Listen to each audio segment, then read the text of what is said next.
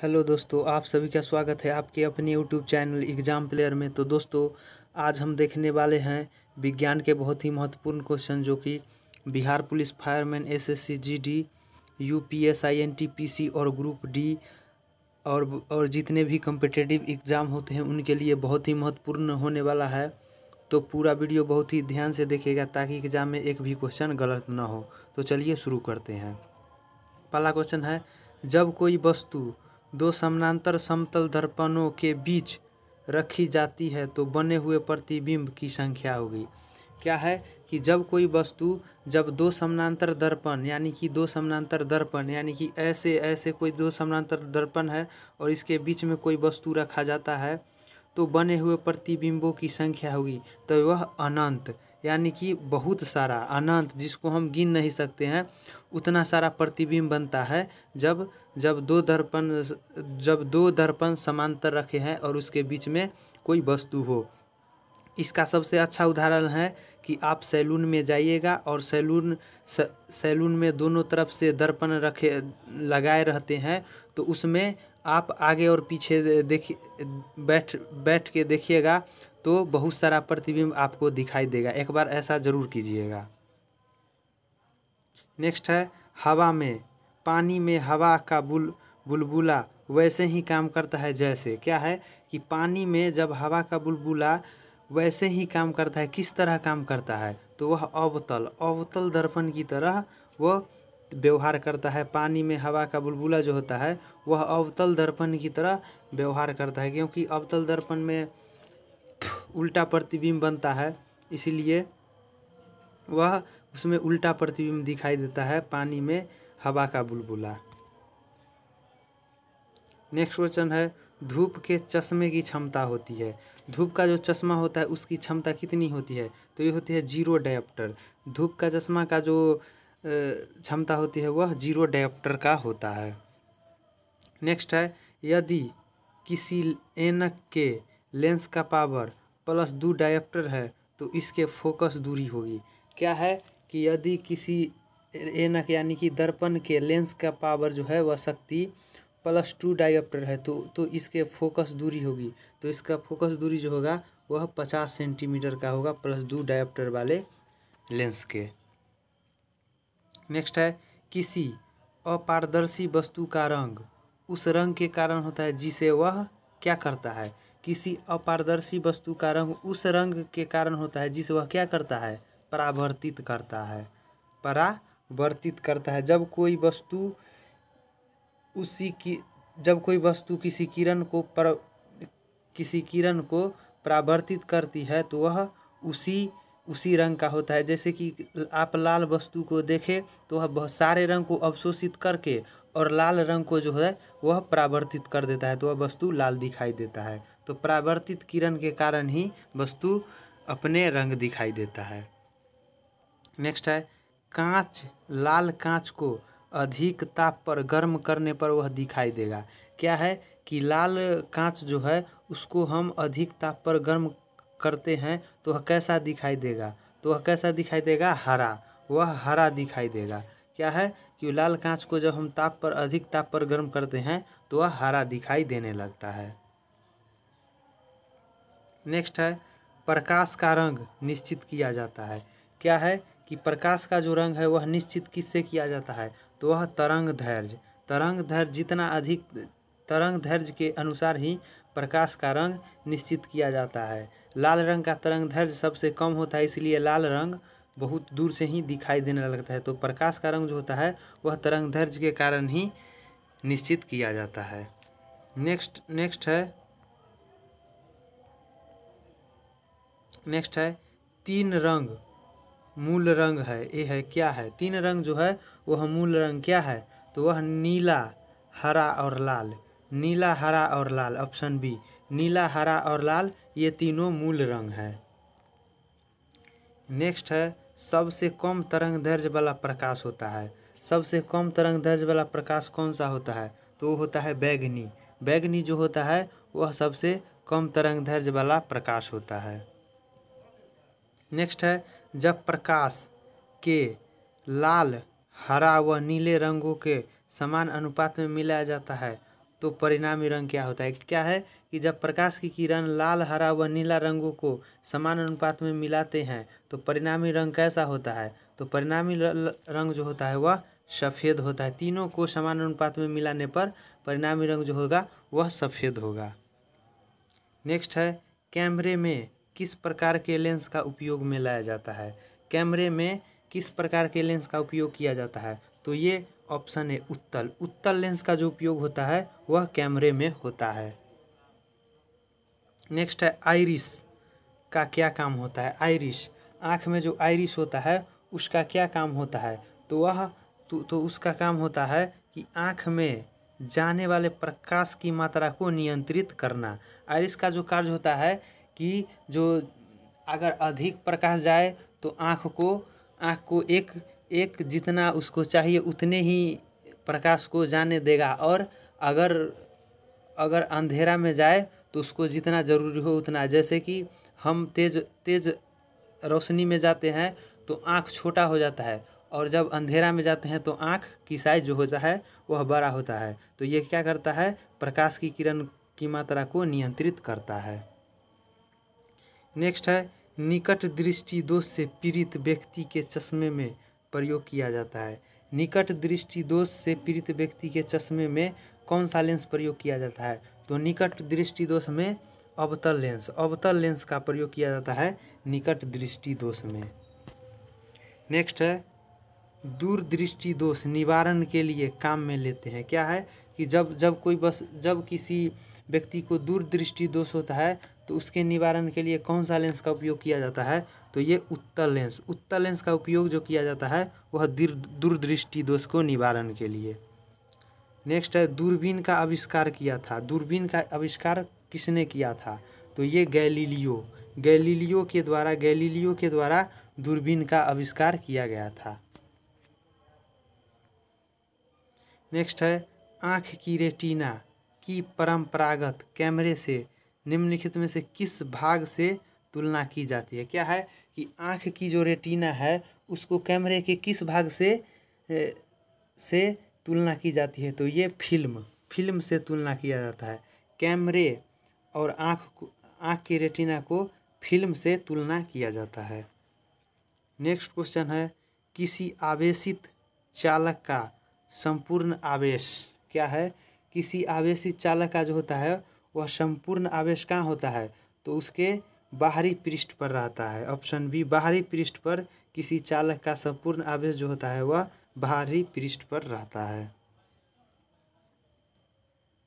Next है, वस्तुओं को आवेशन किसके स्थानांतरण के फलस्वरूप होता है? क्या है कि वस्तु में जो आवेश होता है यानी कि आवेश चार्ज जो होता है वह किसके स्थानांतरण के कारण होता है? तो ये इलेक्ट्रॉन जो होते हैं गतिमान होते हैं वस्तु के अंदर, और फ्री इलेक्ट्रॉन के कारण ही किसी वस्तु में चार्ज का अनुभव होता है। क्या है कि आप कार में जा रहे हैं, यदि आसमान से बिजली गिरने वाली हो तो सुरक्षित रहने के लिए क्या करेंगे? यदि आप कार में जा रहे हैं तो यदि आसमान से बिजली गिरे तो वह आप सुरक्षित रहने के लिए क्या करेंगे? तो ये कार की खिड़कियां बंद कर लेंगे। क्यों? क्योंकि खोखला गोला के अंदर विद्युतीय क्षेत्र का मान जो होता है वह शून्य होता है, और कार उसी तरह का व्यवहार करता है खोखला गोले की तरह, और खोखले गोले में जो होता है विद्युतीय क्षेत्र वह सिर्फ सतह पर होता है। खोखले गोले के अंदर विद्युतीय क्षेत्र का मान शून्य होता है। तो क्या है कि कार का जब जो खिड़की को बंद कर लेंगे तो वह खोखले गोले की भांति व्यवहार करेगा।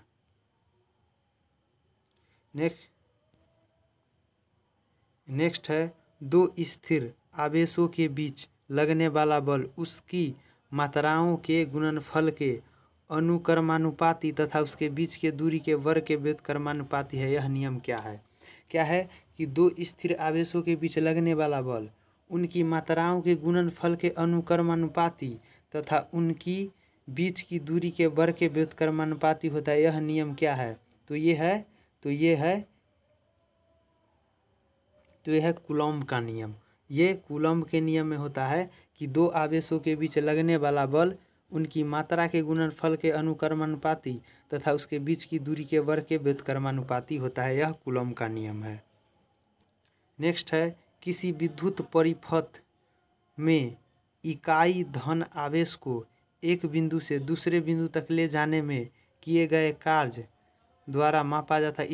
इस बिंदुओं के बीच को क्या कहते हैं? तो ये विभवांतर कहा जाता है। दो विद्युत परिपथ में इकाई धन आवेश को एक बिंदु से दूसरे बिंदु तक ले जाने में जो कार्य करना पड़ता है उसे विभवांतर कहते हैं। नेक्स्ट है सर्वाधिक विद्युत चालकता वाला तत्व है। सबसे अधिक विद्युत चालकता वाला तत्व जो है वह चांदी है। चांदी जो है वह सबसे अधिक है। उसके बाद कॉपर है, उसके बाद एल्युमिनियम है। नेक्स्ट है अति चालकता का लक्षण क्या है? अति चालकता का लक्षण जो है वह उच्च पारगम्यता। उच्च पारगम्यता जो है वह अति चालकता का लक्षण है। नेक्स्ट है अधातुएं विद्युत की कुचालक होती है क्योंकि क्या है कि अधातुएं जो होती है वह विद्युत का कुचालक होता है क्योंकि इसमें क्या होता है? तो इसमें जो होता है मुक्त इलेक्ट्रॉन नहीं होते हैं। अधातु में मुक्त इलेक्ट्रॉन नहीं होने के कारण अधातु जो होता है वह विद्युत का कुचालक होता है। लेकिन धातु में बहुत सारे मुक्त इलेक्ट्रॉन पाए जाते हैं जिसके कारण धातु विद्युत का सुचालक होता है। नेक्स्ट है तांबा मुख्य रूप से विद्युत चालन के लिए प्रयोग किया जाता है क्योंकि क्या है कि तांबा को मुख्य रूप से विद्युत चालन के लिए प्रयोग किया जाता है। क्यों प्रयोग किया जाता है? तो इसमें क्या होता है कि इसकी विद्युत प्रतिरोधकता जो होती है वह निम्न होती है।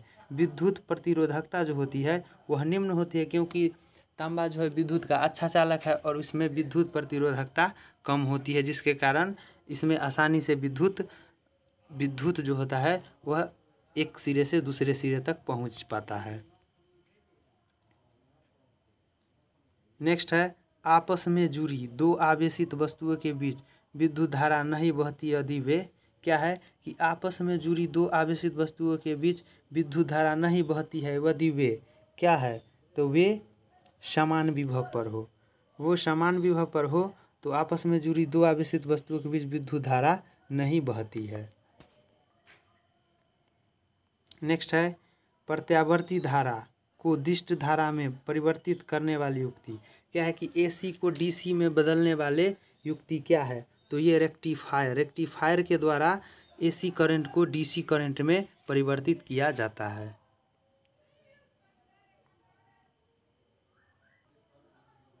नेक्स्ट है विद्युत फिटिंग्स में एक तार को भू संपर्कित किया जाता है। इसका कारण है विद्युत फिटिंग्स में एक तार को भू संपर्कित किया जाता है। इसका कारण क्या है? तो इसका कारण है यदि लघु पथन शॉर्ट सर्किट हो जाए तो धारा भूमि में चली जाए। धारा भूमि में चली जाए और शॉर्ट सर्किट न हो, इसी के कारण विद्युत फिटिंग में एक तार को भूमि से संपर्क किया जाता है।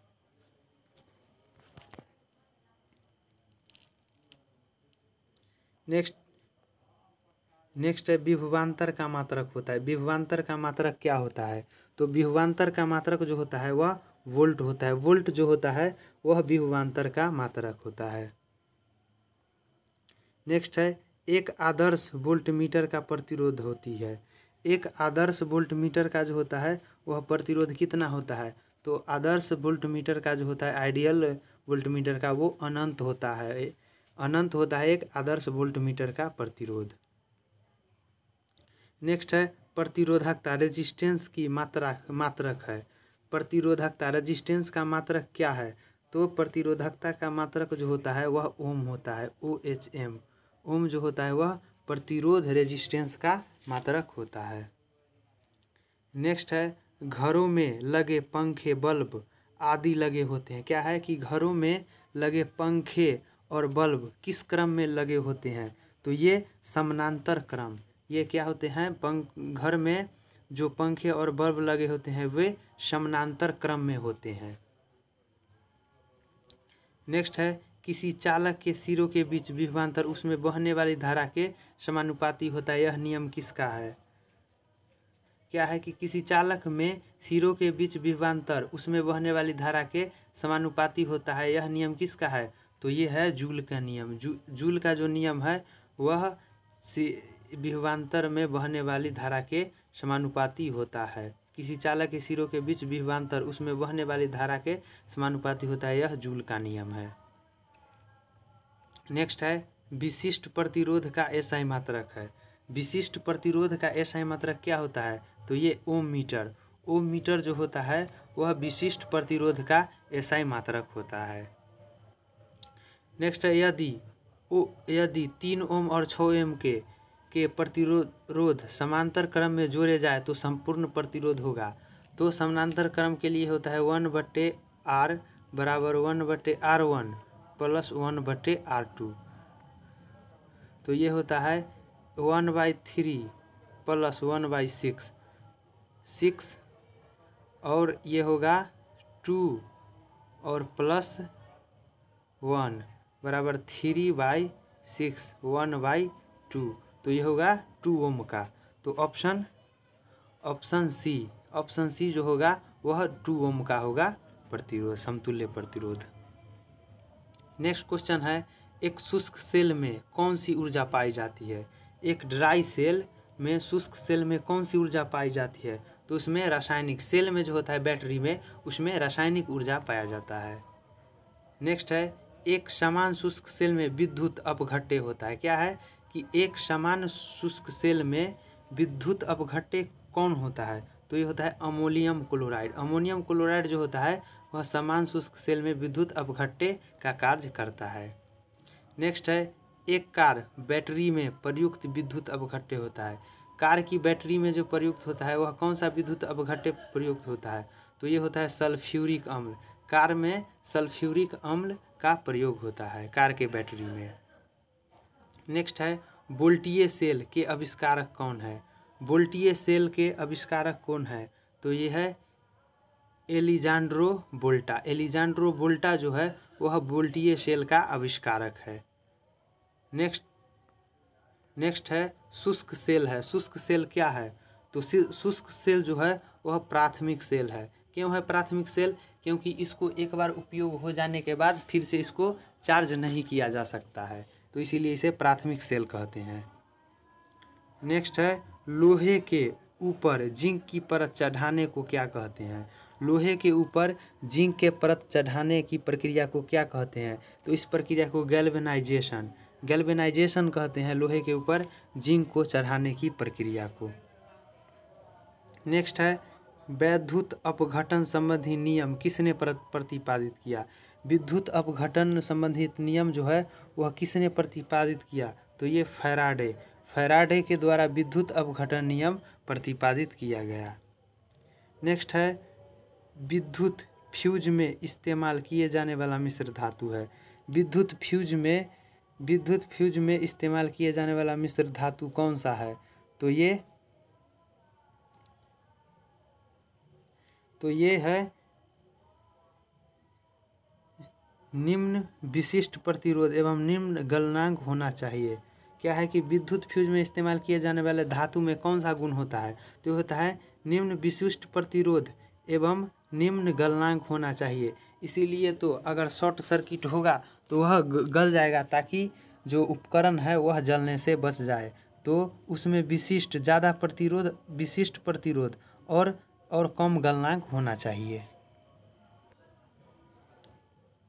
नेक्स्ट है आमतौर पर सुरक्षा फ्यूज लगाने के लिए प्रयुक्त होने वाली तार किस पदार्थ का बना होता है? आमतौर पर सुरक्षा फ्यूज लगाने के लिए प्रयोग में होने वाला तार किस पदार्थ का बना होता है? तो ये बना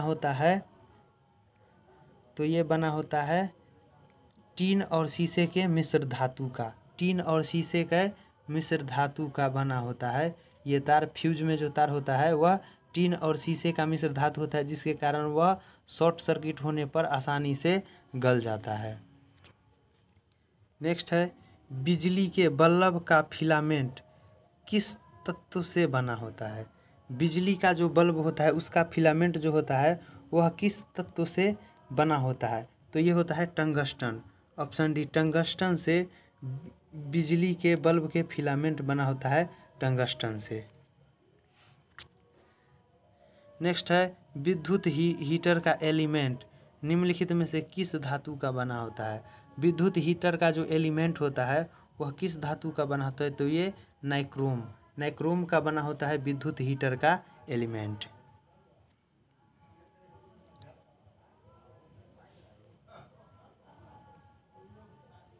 नेक्स्ट है त्वरित चालकता का आविष्कार किसने किया?